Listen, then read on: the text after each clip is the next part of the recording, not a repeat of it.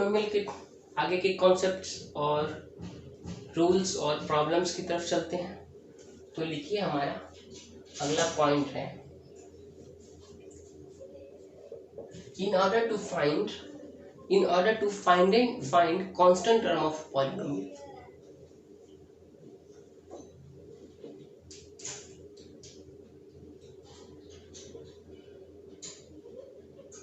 in order to find constant term of polynomial,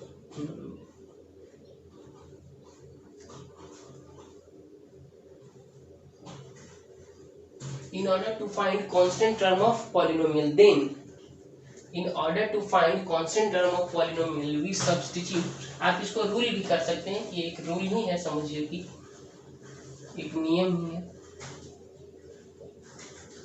In order to find constant term of polynomial we substitute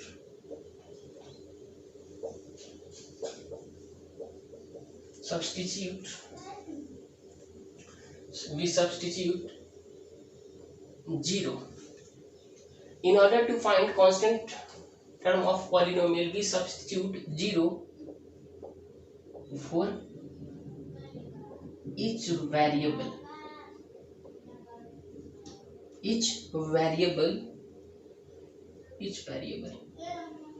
of polynomial.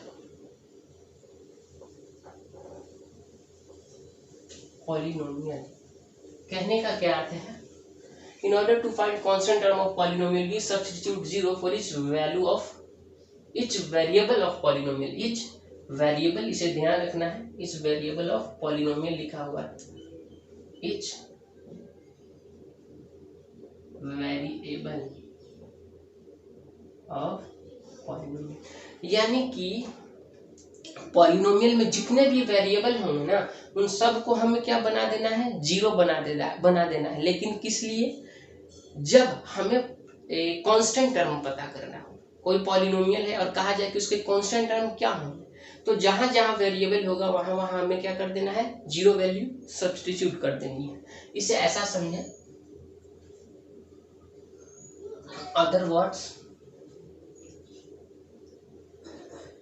दूसरे शब्दों में आप ऐसा समझें कि जैसे हमारे पास कोई पॉलिनोमियल दिया हुआ है, if px is general polynomial हम कंसीडर कर रहे हैं a0 प्लस a1 x1 और प्लस a2 x², ठीक है ना। और इसी तरह से चलते चला गया और an-1 x⁻n-1 और प्लस an xn, ये क्या हमारे पास पॉलिनोमियल है। लीडिंग कोएफिशिएंट तो n is not equal to 0 होता है, इसका ध्यान रहे। कहा जा रहा है कि ये हमारे पास पॉलिनोमियल है, तो इस तरह का कोई भी पॉलिनोमियल तो हो नहीं सकता है, क्वाड्रेटिक, क्यूबिक, बाई क्वाड्रेटिक, या 5th डिग्री का, या 6th डिग्री का, या 7th डिग्री का, या 8th डिग्री का, किसी भी डिग्री का। तो ये हमारे पास जनरल पॉलिनोमियल है। तो हमें क्या पता करना है? इसके कांस्टेंट। तो क्या तरीका है? फॉर कांस्टेंट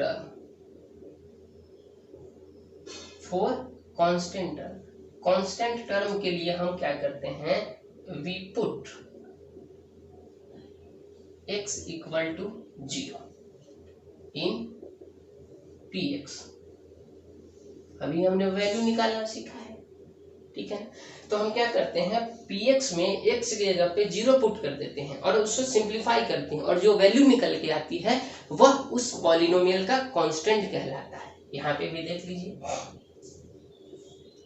अगर हम x के जगह 0 रखें तो इसमें तो x है नहीं, ये नॉट ही रह जाएगा। ये क्या होगा? a1 और 0, ये क्या हो जाएगा? a2 और 0 का होल स्क्वायर, प्लस इसी तरह से चलता जाएगा।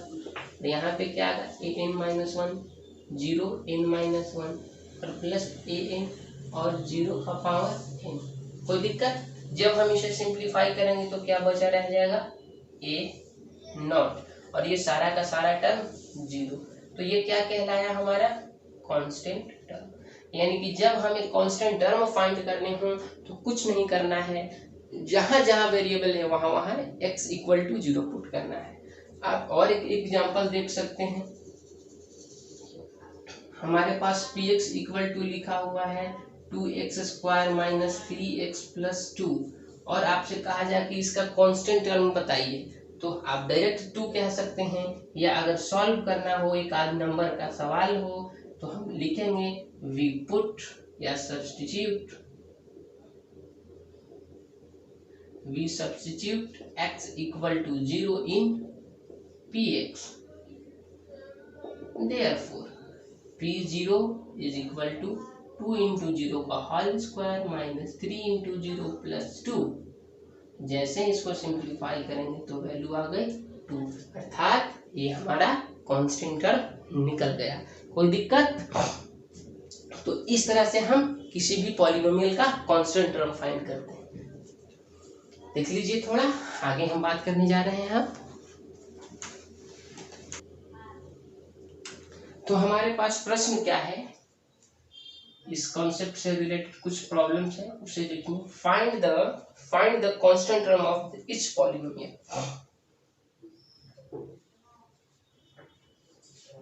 Find the constant term of each polynomial.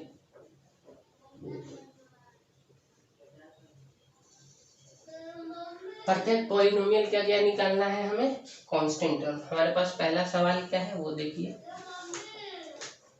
qx is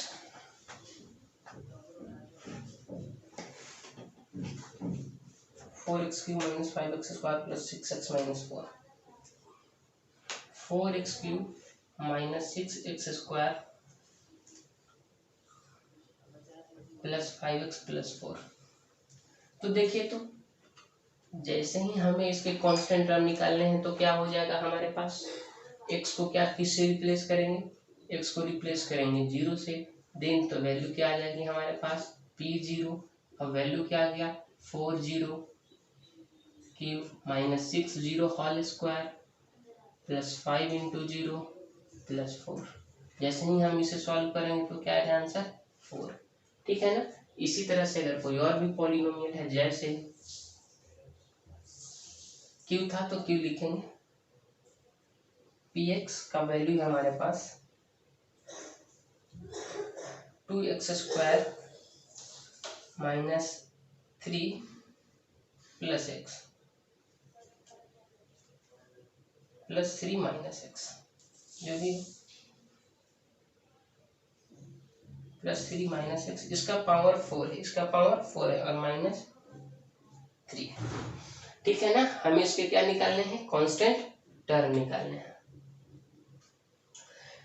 तो क्या करेंगे सॉल्यूशन के लिए मित्र, हम x की वैल्यू को 0 लेते हैं तो p0 आ जाएगा। अब जहां जहां x है वहां वहां 0 रखने की कृपा प्रदान करें, 3 माइनस 0, और इसका वैल्यू पावर 4 हो गया। अब इसे सिंप्लीफाई करें तो जैसे ही 0 का होल स्क्वायर पूरा 0, कितना बचा 3 का पावर 4 माइनस 3 बचा।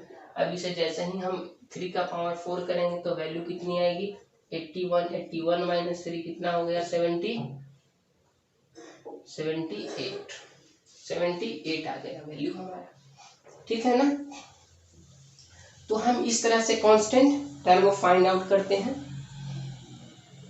अब देखिए नेक्स्ट पॉइंट की तरफ हम चलने वाले हैं। हमसे पूछा गया है, एक नेक्स्ट रूल की तरफ चलते हैं। कहा जा रहा है in order to find the sum of coefficient of polynomial we substitute 1 for each variable. हमारे पास जो पॉलिनोमियल है उसके प्रत्येक जो कोफिशिएंट है उसका सम क्या होगा, पॉलिनोमियल के प्रत्येक कोफिशिएंट का सम क्या होगा, ये हम कैसे निकालेंगे। तो उस पॉलिनोमियल में जो वेरिएबल है उस वेरिएबल के जगह पे 1 सब्स्टिट्यूट कर देंगे। वन सब्स्टिट्यूट करने के बाद जो आएगा वो हमारा sum of all coefficient of given polynomial होगा। ठीक है ना। जैसे समझे कि अगर हमारे पास px दिया हुआ है, कोई पॉलिनोमियल है a0 a1x और प्लस a2x², और इस तरह से चलते गया और an-1 xn-1 और प्लस an(xn). तो इसमें देखिए तो इसे कोफिशिएंट किसको कहते हैं, ये a0 a1 a2 इस तरह से an-1 और ये क्या है, कोफिशिएंट ऑफ पॉलिनोमियल है। हमें इन सब का सम फाइंड आउट करना है, हमें इन सब का सम फाइंड आउट करना है। तो देन हम क्या करते हैं, then we replace, then we put या replace x equal to 1। x equal to जैसे ही हम 1 पुट करेंगे तो हमें क्या मिल जाएगा, सम ऑफ कोफिशिएंट है। देख लीजिए p1 रखते हैं, यहाँ पे क्या आएगा a0 प्लस a1 1 और प्लस a2 1 का whole square plus dot dot चलते गया an-1 1 का पावर n-1 और प्लस a0 1 का पावर। अब देख लीजिए 1 का पावर कुछ भी हो कोई फर्क नहीं पड़ने वाला है, 1 ही रह जाएगा। तो a0 plus a1 plus a2 plus an-1 plus an, और ये क्या है, कुछ नहीं, sum of coefficient, sum of coefficient of polynomial px। तो यानी कि कभी भी किसी पॉलिनोमियल का सम ऑफ कोफिशिएंट निकालना हो तो हम क्या करते हैं, उस पॉलिनोमियल के वेरिएबल जो वेरिएबल है जहां जहां वहां पे 1 सब्स्टिट्यूट कर देंगे। कोई दिक्कत। तो कुछ प्रॉब्लम्स की तरफ चलते हैं जो इससे रिलेटेड है।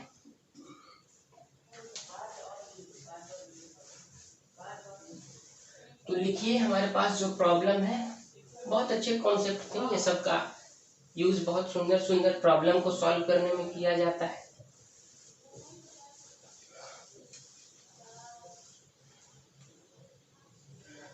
Find the sum of the coefficient.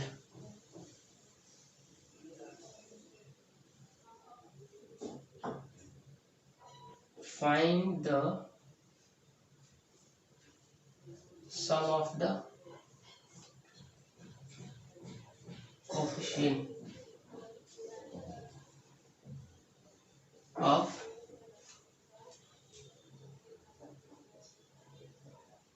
px is 3x square minus 4x plus 5, 3x square minus 4x plus 5। इस पॉलिनोमियल के सम ऑफ कोफिशिएंट्स को फाइंड कीजिए। तो आप देख लीजिए साधारणतः सिंपली बिना कोई रूल के सॉल्यूशन हमारे पास px कौन है, since px is 3x square minus 4x plus 5, तो अगर बिना कोई रूल लगाए अगर हम इसे ऐड करें सम ऑफ कोफिशिएंट, तो क्या निकल के आएगा हमारे पास, सम ऑफ कोफिशिएंट में 3 minus 4 plus 5 is equal to कितना आ जाएगा 4। ठीक है, तो ये तो बहुत सिंपल था ना, तब हम निकाल लिए, लेकिन बहुत डिफिकल्ट टाइप का एक्सप्रेशन आ जाएगा तो ऐसे नहीं निकाल पाएंगे हम। तो वो रूल जो है ना, किसी तरह के डिफिकल्ट से डिफिकल्ट एक्सप्रेशन के केस में सम ऑफ कोफिशिएंट्स निकालने में हेल्प पड़ता है। लेकिन यहाँ पे सिंपल था तो बिना रूल का बन गया, लेकिन देखिए रूल से भी बनाते हैं अदर वे। अगर हम px के जगह पे 1 को रिप्लेस कर दें तो 3 1 होल स्क्वायर 4 1 प्लस 5। अब देखें तो वैल्यू क्या आएगी, 3 माइनस 4 प्लस 5 इज 4 आ गया ना। ठीक है, नेक्स्ट सवाल की तरफ चलते हैं। क्या कहा जा रहा है, find the sum of coefficient of px, और px को केवल हम चेंज कर देते हैं, हमारे पास px अगर ये हो जाए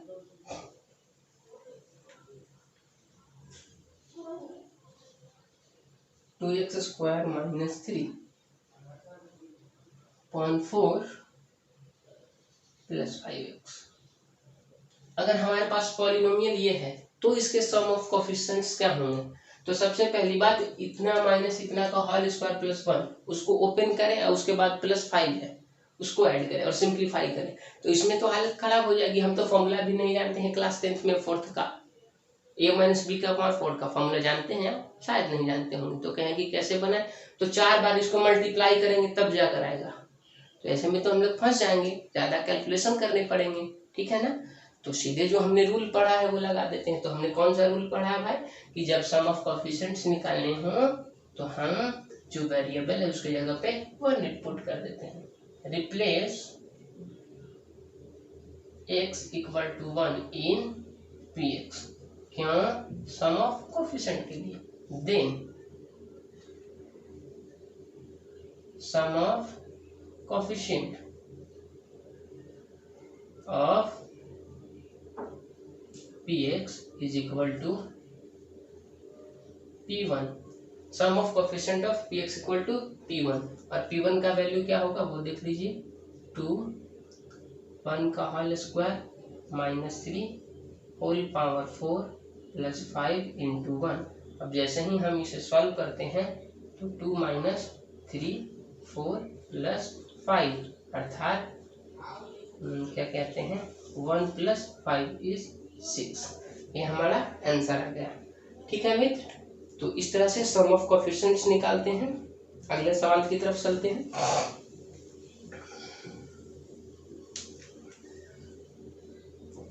तो सवाल हमारा वही रहेगा, बस थोड़ा सा एक्सप्रेशन को हम चेंज करेंगे। Find the sum of coefficient of px, find the sum of coefficient of px full stop such that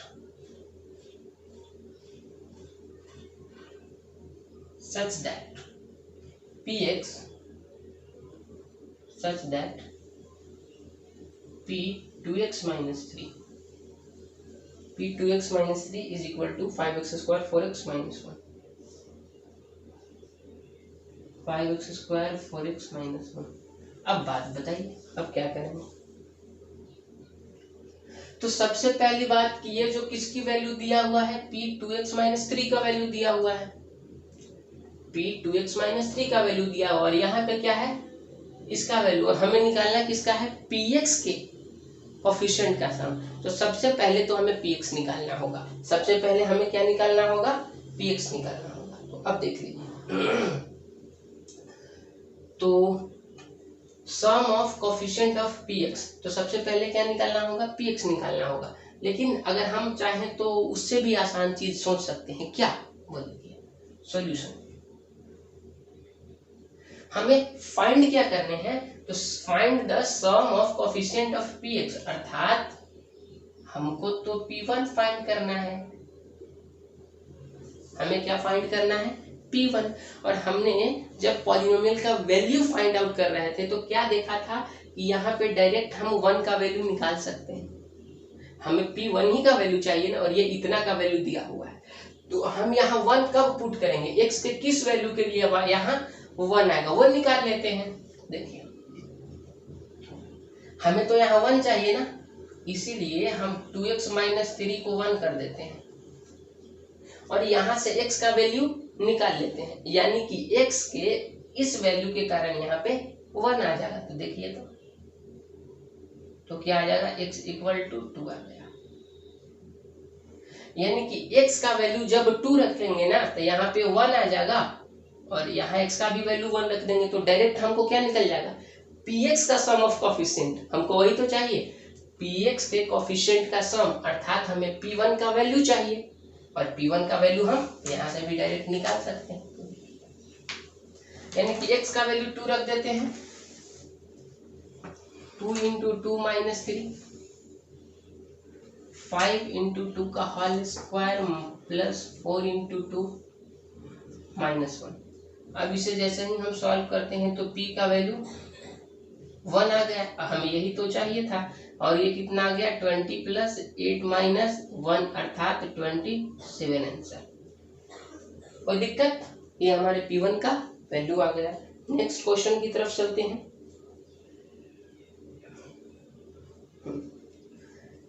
next question क्या है, find the sum of the coefficient of P x.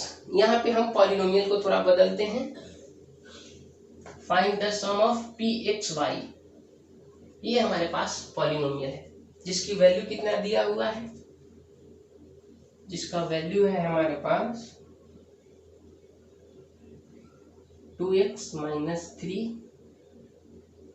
y 4 और minus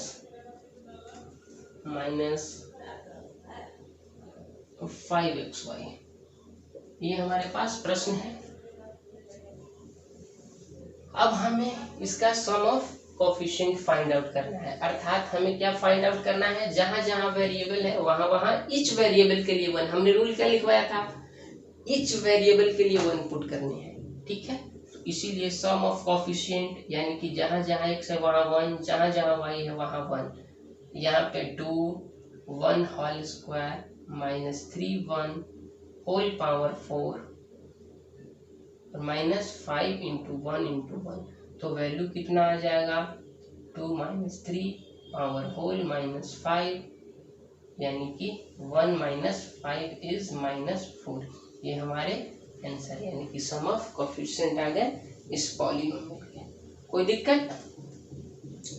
तो इस तरह से हम सम of coefficients निकालते हैं, ठीक है। तो अब नेक्स्ट रूल की तरफ चलते हैं। तो देख लीजिए हमारा नेक्स्ट रूल या नेक्स्ट थ्योरम क्या है। तो देखिए हमारे पास नेक्स्ट एक थ्योरम है जो बहुत सुंदर और बहुत इंपॉर्टेंट है। कहा जा रहा है कि px इज अ पॉलिनोमियल। हमारे पास एक पॉलिनोमियल px है, हमारे पास एक पॉलिनोमियल px है और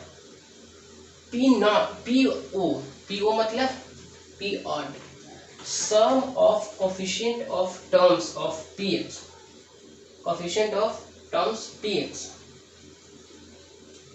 टर्म्स ऑफ भी कर सकते हैं, कोई दिक्कत नहीं है, terms px that have odd powers. ये po किस चीज को बता रहा है ना, कि किसी पॉलिनोमियल px में जो x का ऑड पावर है उसके कोफिशिएंट के सम को बता रहा है, ठीक है। और p इवन क्या बता रहा है कि किसी पॉलिनोमियल में जो इवन पावर है उसके कोफिशिएंट के सम, ठीक है।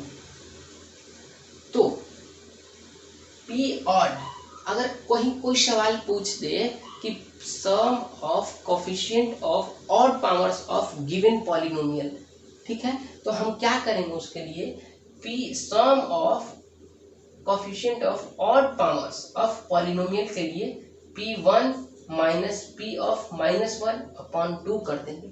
और ठीक इवन के लिए p1 plus p of -1 upon 2 कर देंगे, ठीक है ना। ये हमारा थ्योरम है, इसे ध्यान रखना है। तो अब प्रश्न होता है ये आया कहाँ से, तो हम इसके प्रूफ की तरफ चलते हैं, ठीक है। बस इसे ध्यान रखना है, ऑड के लिए माइनस और इवन के लिए प्लस। तो इसके प्रूफ देख लीजिए। हमारे पास एक पॉलिनोमियल है px, प्रूफ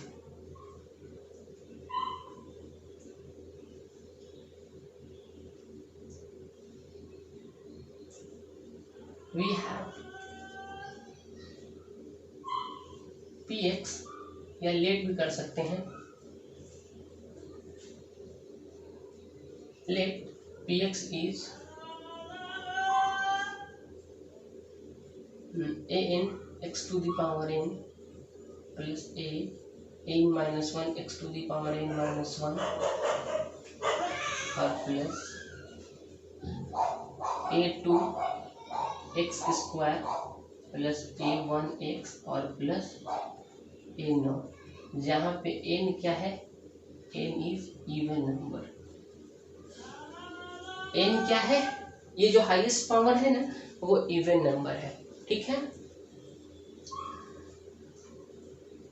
तो हमें क्या निकालने हैं, सम ऑफ ऑड और इवन पावर्स के कोफिशिएंट का सम। तो p1 क्या आएगा यहाँ से, p1 की वैल्यू, ये इवन है, ये क्या है, इवन है, तो 1 रखते हैं, हमारे पास क्या आएगा, pn यानी कि 1 रखने पे केवल क्या आएगा, सम ऑफ कोफिशिएंट ही तो हमें मिलेंगे। P82 और पिछला जो थ्योरम हमने पढ़ा था बस वही तो है कि 1 रखने पे क्या मिलता है, सम ऑफ ऑल कोफिशिएंट। आप इसे इक्वेशन फर्स्ट नाम दे दें, ठीक है। अब देखिए एंड अगर P-1 हम रखते हैं, P-1 की वैल्यू फाइंड आउट करते हैं, तो ये तो n इवन है ना, Pn-1 का पावर n प्लस An-1 -1 का पावर n-1 प्लस इस तरह से चलता जाएगा A2 -1 का पावर 2 प्लस A1 -1 और प्लस A1। अब देखिए जब -1 रखेंगे तो इस तरह से टर्म बनेगा और x का -1 का पावर इवन नंबर क्या होगा, बस वही टर्म बचा रह जाएगा और प्लस, और ये माइनस हो जाएगा क्योंकि -1 का पावर ऑड नंबर, ये इवन है तो ये ऑड होगा, तो ऑड में क्या आ जाएगा, नेगेटिव n-1 आ जाएंगे प्लस An-2, ये हमारा क्या आ जाएगा, इवन आ जाएगा। इस तरह से चलते चला गया तो ये क्या आ जाएगा A2 प्लस में, और ये तो माइनस हो जाएगा ना A1 और प्लस, समझ रहे हैं ना। इसे हमने इक्वेशन सेकंड का नाम दिया। हमें क्या चाहिए, हमें sum of coefficient of odd powers. तो इसमें इवन पावर कौन है, ये है ना इवन पावर, बस an माइनस, ये तो टोटल का कोफिशिएंट है और ये टोटल अल्टरनेटिव कोफिशिएंट है, ये अल्टरनेटिव कोफिशिएंट है। हमें चाहिए किसका वैल्यू, इसका वैल्यू, ये इवन का है और ये इवन का है, याद रखना है। इवन का कोफिशिएंट कौन है, P इवन कौन कौन है, P इवन है हमारे पास An प्लस An-2 और n-4 और प्लस डॉट डॉट इस टाइप से A2 और प्लस A0। ये हमारा इवन का है और ये हमारा ऑड का है, कौन, वो देख लीजिए An-1 plus An-3 plus An-5 और प्लस ऐसे चले गए तो ये जो है सो ऑड वाले हैं और ये जो है सो इवन वाले हैं। हमें इसकी वैल्यू फाइंड आउट करनी है, तो सोचिए तो कैसे फाइंड आउट होगा। हमें इसकी वैल्यू फाइंड आउट करनी है, तो इक्वेशन फर्स्ट से इक्वेशन सेकंड को ऐड अगर कर दें, देखिएगा ना,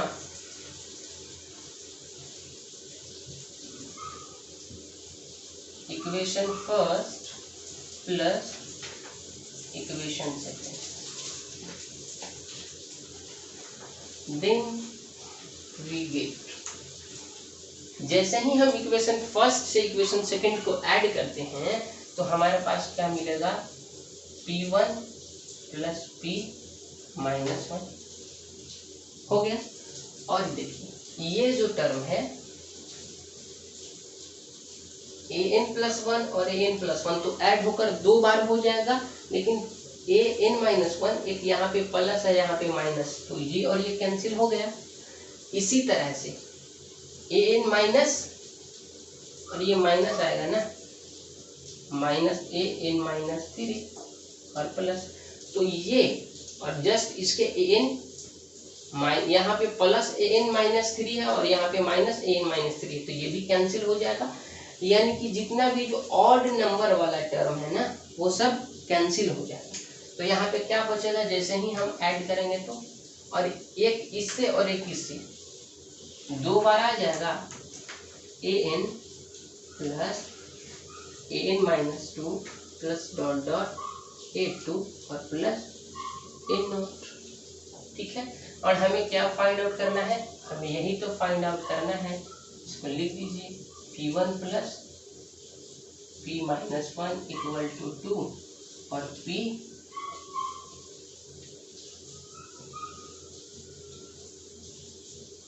इवन, अर्थात यहाँ से क्या फाइंड आउट हो गया, PE का value P1 plus P-1 upon 2। कोई दिक्कत? तो ये बहुत डिफिकल्ट थोड़े जो सवाल आएंगे ना, अच्छे सवाल, उसको सॉल्व करने में बहुत हेल्प होगा। तो ये इवन का तो निकल गया, अब ऑड का कैसे निकालेंगे? तो सब्ट्रैक्ट कर देते हैं। क्या कर देते हैं? सब्ट्रैक्ट। यहाँ तक लिख लीजिए, इसे हम इरेज करने वाले हैं, या यहाँ पे आ जाते हैं। अगेन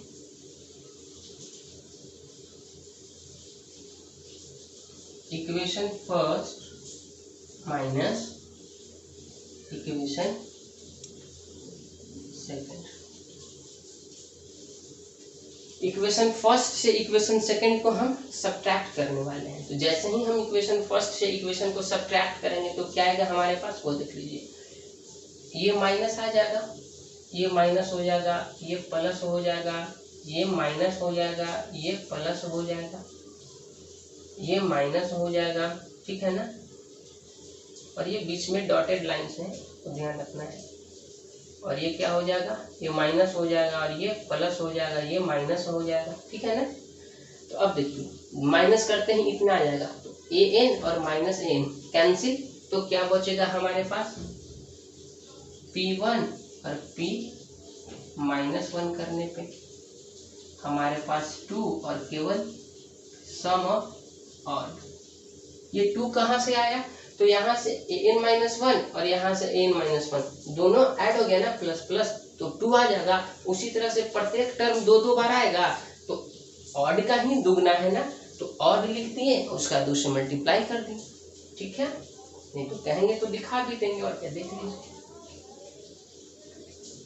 2 an-1 प्लस 2 an-3 देख लीजिए, इसी तरह से ना आएगा, और 2a1 सब 2 बार आ जाएंगे।